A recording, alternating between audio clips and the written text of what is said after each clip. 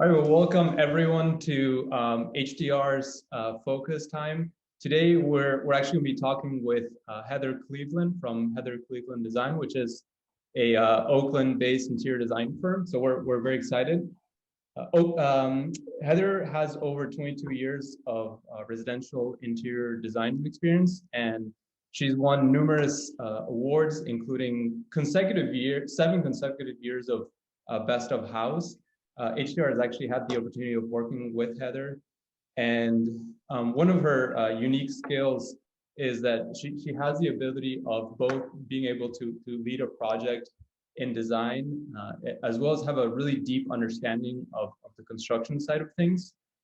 Her level of commitment to both the industry, good design, and her entrepreneurship are just some of the reasons we were very excited to sit down and have a chat with Heather. So welcome, Heather Cleveland.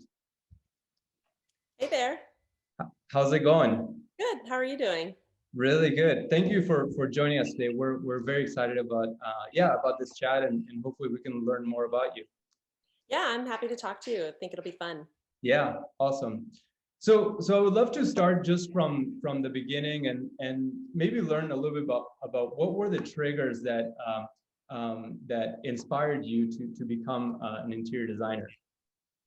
The .com crash of 1997 was the trigger. Okay, so can you be more specific? Yes.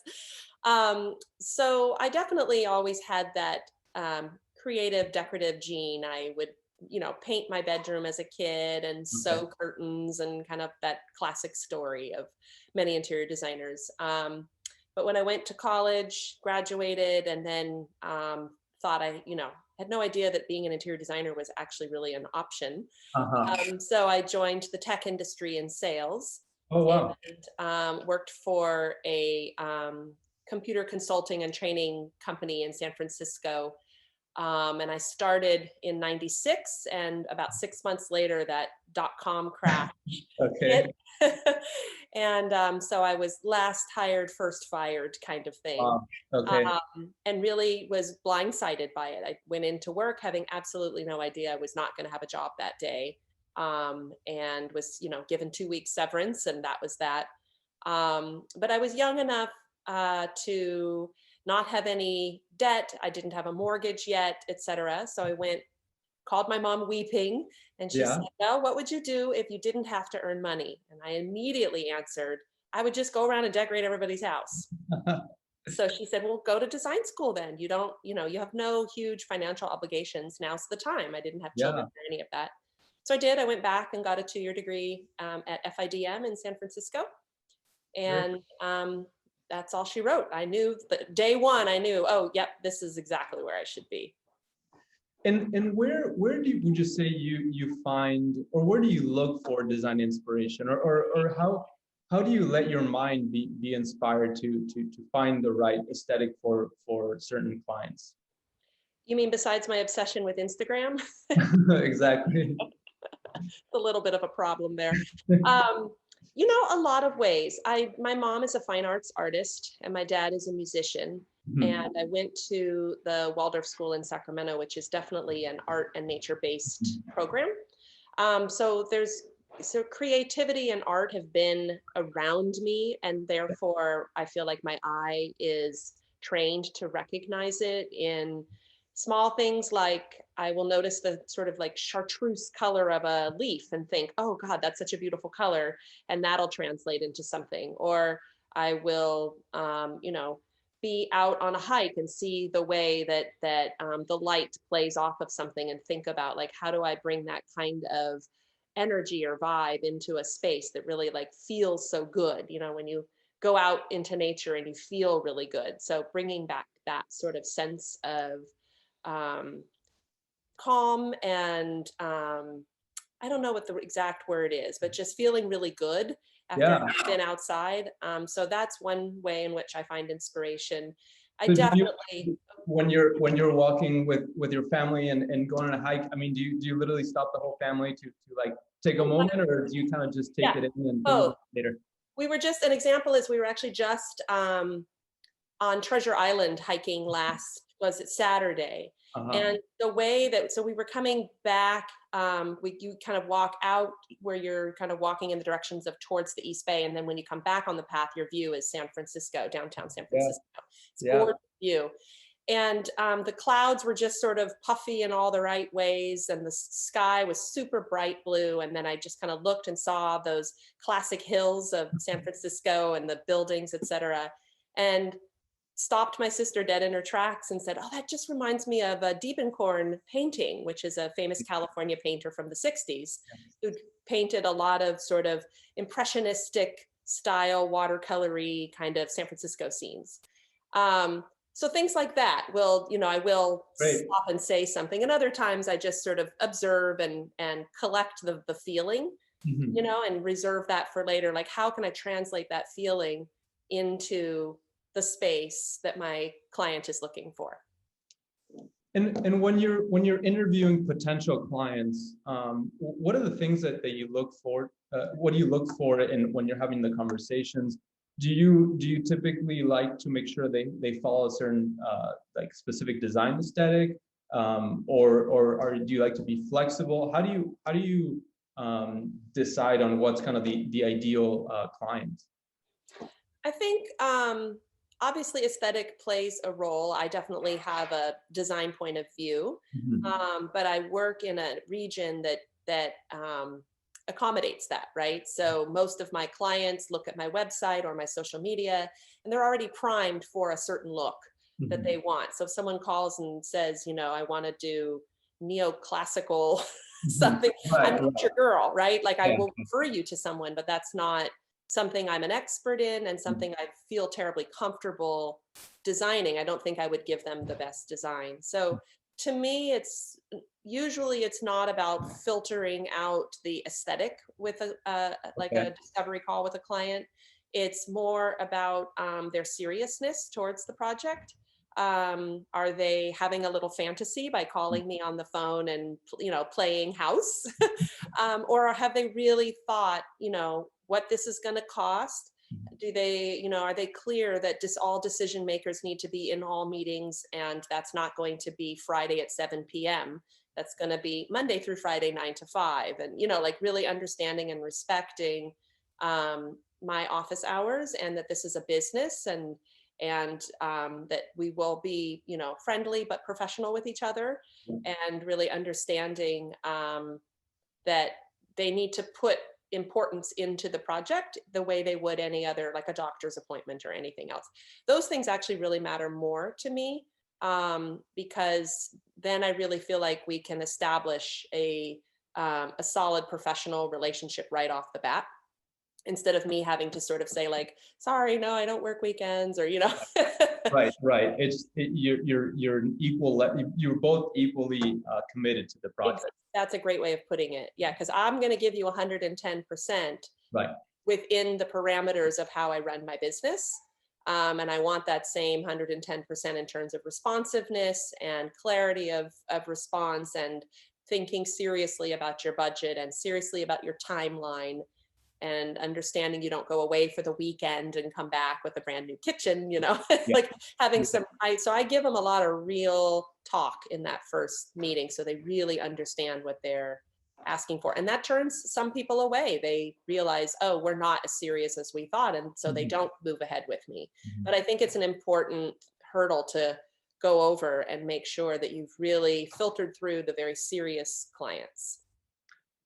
And one question that comes to mind as you're explaining, working with clients, is the way we're living in our homes now has dramatically changed. And we live, work, educate there. We also entertain. How has this shifted your design process? And tied to that, do you feel that the open concept model that has been so true for such a long time, do you feel like that's going away based on how we're using our homes nowadays? It's absolutely, it's funny. I'm actually tomorrow writing a blog post about the end of the open space design. Okay. I'm getting a lot of requests of people who are just have had way too much together time, Mhm. and also just really feel like they need some walls in order to, hold a meeting without some screaming child in the background or, Mhm. what have you. So I'm definitely seeing a shift in that. I also have thought for years about virtual design as an option, and really sort of this lit a fire under me to get that up and rolling. So now on my website, I have packages for virtual design packages, and sort of how that whole thing works, a description of how that works. I thought that that was actually going to be something that took off, but Mhm. what I'm finding is that people still just really want me to come to their home Yeah. and do the, have the personal meetings, which I do. I mean, we wear masks and, take all the safety protocols, but they really want that personal touch. And the virtual may or may not take, but I definitely, I'm glad that I added that as an option because it Yeah. helps to grow the firm into other cities for the future as Yep. well. Yeah. I mean, your designs, you spend a lot of time preparing for the time before a project starts and the demo happens. How do you how do you look for the right kind of contractor? What do you look for when you're helping your clients find the right fit to realize these designs and ideas? Right. Yeah, that's a definitely a challenge in our industry. As a design build firm, I'm sure that's less of a challenge for you because you've got Right, a great foreman to run your projects, so you kind of right, know. right. But yeah, I've probably been through a dozen contractors in the. This is my 18th year of my firm, so um, I've had one that I've worked with for about 3 years now that I really like, and I think the things that are to me the most important are professionalism. I Mhm. find that unfortunately, a lot of contractors do seem to lack professionalism or what I call bedside manner. Mhm. So they're maybe very good at their job, but they don't have very good interpersonal skills. Yeah. And so even though I do not, the contractor always signs direct with the client because I'm Mhm. not a design build firm. But if I refer them, then of course it comes back to me, and I end up sort of negotiating all of the things that can go down between the client and the contractor. Yeah. Also, I really care deeply about what I call respecting the back of the house versus the front of the house. Mhm. So if I make an error or the contractor makes an error or there's just something that is wrong with the Mhm. project, that instead of telling the client right there, like, oh, Heather didn't order enough tile or whatever, that the first phone call is to me. Mhm. And obviously, the one of those reasons is because I don't want to be made to look bad, of course, and Mhm. lose the confidence of a client. Yeah. But it's also for the sake of the client. Mhm. They don't need to see all the little minor things that go on because that's stressful to them, and they don't know that we're veterans at this, and that Mhm. we can, if the tile is short 2 square feet, I can probably find that really fast with samples or whatever. Like I can fix those issues, and they don't need to be bothered with them, which is why I do the project management part of things Mhm. as well. Um, so having a contractor who really respects and understands that, and I always give back that same courtesy. So if there's a mistake that I see, I will tell them quietly instead of bringing it up at a site walk with the client right there. Mhm. And then obviously just really having someone who understands their responsibility for maintaining knowledge around code compliance as it changes. Title 24 is constantly being updated. And I really expect them to have some knowledge around that and not leave all of those calculations to me or an engineer to figure out. Um, so those are some of the important things. And I need to get along with them. Like I really need to Right. not have an acrimonious relationship. It needs to be simpatico. So much of finding the right fit is also um, it's such a almost like a relationship It because is. it's It's like uh, your work husband or wife. and you go through so much together in such a Yeah. short time, and Yes. everyone comes from different households, and they come together to, you know, for one end goal, which is keep the client happy and make sure the project goes well. And yeah, it's so true that that personality match is Yeah. so important. Yeah. So I would love to learn more about your design process, and specifically, there's a lot of people out there, a lot of clients that don't necessarily know what their design aesthetic is, Right. and many times reach out to, you know, interior designers like yourself to help them develop that. What's your design process in achieving that, and helping them like guide a client to figure out what their design aesthetic is? So, you know, first I have what I call a discovery call. And so that's a 20 to 30-minute call that I just really kind of get the broad strokes of what they're thinking. Often in that conversation, they will say things like, oh, we love, you know, Studio McGee. We like the way her stuff looks. And so Okay. then I'm like, oh, okay, I know exactly what you're after, kind of Got it. thing. Sometimes they won't, they will have no idea. And I will ask a few probing questions that sometimes take it the way I need it to go, and sometimes not. And then if they are interested from there, I do an initial consultation. And so I charge a fee to come out, and I spend an hour to an hour and a half, just depending on the scope of the project. And we talk in more detail about what we talked about on the first phone call. I take a lot of pictures, even though homes may not have been designed. Mhm. It's very informative to do a site walk, you know, that initial consultation, because there's always some pieces of furniture or some architectural element that they do like in that home. And Right. so one of the questions I ask is, what in this home do you love, and what in this home do you hate? Right. Got it. Okay. And that is really helpful if they say like, oh, I love all the arches. So I'm like, oh, okay. So we're not going super hardcore modern, right? Mhm. We're going to go more Mediterranean or what have you. So you probe questions and to kind of, in a way, so it guides you to understand. Okay, yeah, they seem to be more in like the classical side or more modern side. Okay, Right. that's Yeah, exactly. And then I will also use, like, you know, I just did, I will say, oh, well, do you like the way the Studio McGee stuff looks? Or do you like DWR, Design Within Reach? Or so I'll name, or Room and Board, I'll kind of name some well-known designers and or furniture places that most people are familiar with. And that will often, you know, really trigger like, oh my God, everything Studio McGee does, I love. I'm like, okay, got it. And they also share, you know, they'll usually have a house idea book or a Pinterest board or something like that, that then I will ask them to share with me. And that's where I can see, because that usually has got a lot of volume. So there might be 50 pictures in there.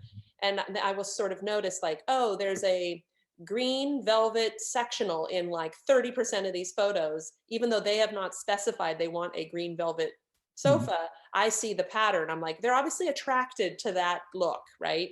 So then Right. I can kind of play detective a little bit and find some consistencies throughout the pictures that give me a sense of, they may have the words modern coming out of their mouth, but I'm like, I think actually transitional is probably where you are really headed, you know. So then I give them the language, which they can then use as we flesh out the design. They start to have better language to Mm. communicate to me what they want. Because I do find oftentimes people, it's not that they don't understand their taste, it's that they don't have the words to describe their taste. Like they don't know that like boho modern is a thing, or, you know, eclectic transitional, or, you know, all of these looks that are really a mashup of multiple looks. And Right. they think like, oh, I don't have a taste because I like African masks and I like DWR chairs. It's like, no, Right. actually you do. Yeah. Yeah. So And yeah. and last year we've all experienced a very bumpy year, and really strange in just in many respects. But you know, my personality tends to always lean towards the positive side of things. So I'd love to learn if there were any learning moments or anything positive that came out of last year that you took away from maybe as a learning moment. Oh yeah. I mean, I certainly wouldn't do last year over ever again. So I'm not, you know, the ROI may or may not be there for me, but you know, we had those mid-March until like early July where we could not work, right? So the work existed for me, but I couldn't actually physically do it because it was construction and that kind of thing. And so I took a lot of time. I rebranded completely. So I redid my entire website. Well, someone did it for me, but Yeah, yeah. worked with someone to have my website redone, hired a graphic artist to redo my logo, which was 10 years old. Mhm. You know, got new business cards, put together a how I work process page on my website, started launched the virtual design, Mhm. and really have started focusing on my social media a lot more. I mentioned that I have a blog that I'm about to launch in 2 weeks. So getting a lot of back content. So I have, multiple posts ready kind of thing. Yeah. So really working on that and um, hiring people to really help make sure that comes together. So definitely it was an opportunity in that downtime to get things done that had been on my to-do list for a long time. I also really learned to just be really straightforward with clients if there's a challenge. I think as a woman who owns a business, Mhm. um, there's this sort of cultural pressure to almost act like you don't have children and you don't have any other obligations besides your client, or else you're deemed not very professional. So if Mhm. you suddenly have to cancel an appointment because your child has to go to the doctor, Mhm. I've definitely experienced, sort Mhm. of the rolling of the eyes or the impatience of that sort of somehow being unprofessional. So I think women have a lot of internalized pressure too, to be sort of like this perfect veneer of only a professional with no depth to them. Yeah. And I really learned this year, along with everyone else, that we are not one dimensional. And so it's okay if my kid is having a complete breakdown about virtual learning, that I Mhm. clear my plate and call my clients. And instead of sort of making some excuse of like, some deadline issue or whatever, Yeah. just really being honest and saying, my kid is falling apart today and I need to just clear the decks and prioritize his mental health today. So we're going to need to reschedule. And I'm finding that this year, clients are so much more empathetic and compassionate about that because they probably all also have been in some sort of situation like that. So my hope is that the silver lining is the work world in general, American work world, will really start to respect and understand that we are pulled in many directions and that work is only one of them. I love that. And I've I know that family is everything to you, and I'm wondering how have you been able to manage that work-life balance? And my follow-up question to that is, has it always been the same, or as you've grown and as you've developed your business, has it changed? It's funny because I definitely put work was second to parenting for me. I have my husband has a 9 to 5 job, right? So he doesn't have the luxury of, cutting out early and going to the school play or, Right. that kind of stuff in the same way that I do. Mhm. So I've absolutely had my firm grow way slower than Mhm. if I was not a mom. Mhm. But Yeah. that's a very intentional thing, which at times is frustrating when my friends who don't have kids or who have full-time nannies, Mhm. skyrocket past in Yeah. terms of their growth of their firm. But it's because they can work a 15-hour day if they need to. And Mhm. I'm, classically working more like a 6-hour day when it gets down to it, when you think of all the different times I stop to help with homework or what have you. Um, so I've definitely made that conscious choice. And ironically, my son just turned 13. And so I was right before the pandemic, was like, now he has his independence. He's ready for me to step out and really like push my business forward. Didn't quite work out like that. Yeah. But again, I mean, at least I had that ability to, again, my husband was locked in the guest room all day long. There's no way he could have helped with any of the virtual learning or any of that. So I have moments of feeling frustrated and kind of held back, right? Um, but I make that choice to hold myself back. And I, my son is all things going the way they're supposed to. He's Yeah. got 5 more years living here, and then he's probably going off to college. So it's a short window. And then I have, hopefully another 30, 40 years left in me where I can, take my career to whatever heights I want to. And we've had the opportunity of working together on several projects, and I'm curious to know if there are like memorable moments or elements of some of those projects that we worked together in which we collaborated in that you want to share, or anything that comes to mind from some of the experience that we've had together. Yeah, we've done a couple of really cool projects actually. I think my favorite client interaction project was with the Tomimatsus. Mm-hmm. I really enjoyed them. I felt like they were just, I feel like we've sort of become friends is too strong of a word, but we're very friendly in terms of our post-project communication, et cetera. I felt like they were really open and willing to let us kind of go there with the design.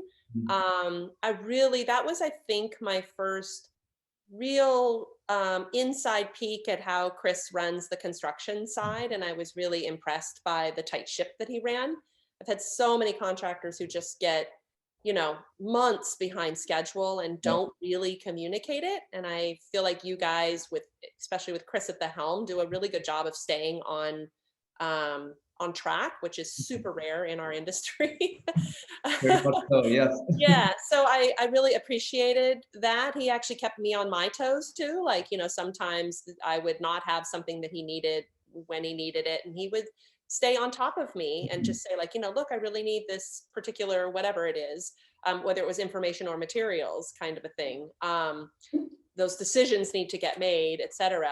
So he really actually helped me button up my own game. And I really appreciated that a lot. That's great. And, as last year made us all kind of change our process, and we've had, limited face-to-face and being able to go to showrooms or touch different fixtures and finishes.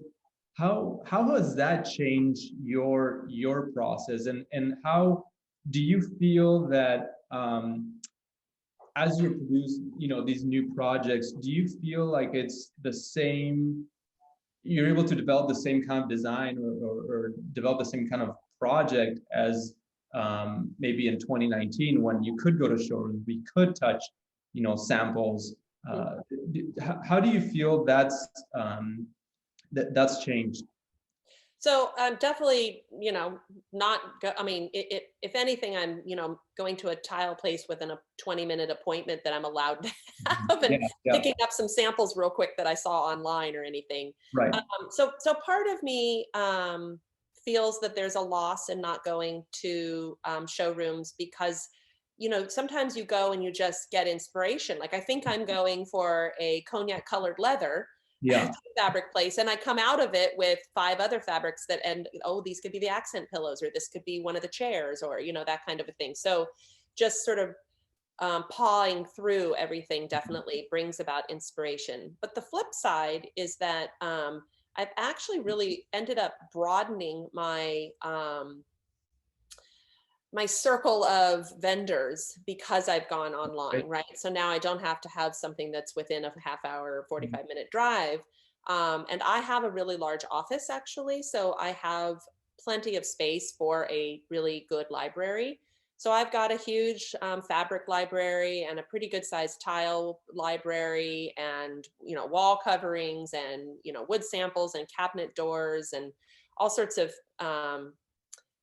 samples in my own office. And I've also spent a lot of time sort of creating new relationships with vendors who might be in New Jersey or Hawaii or wherever, and they will mail me a box.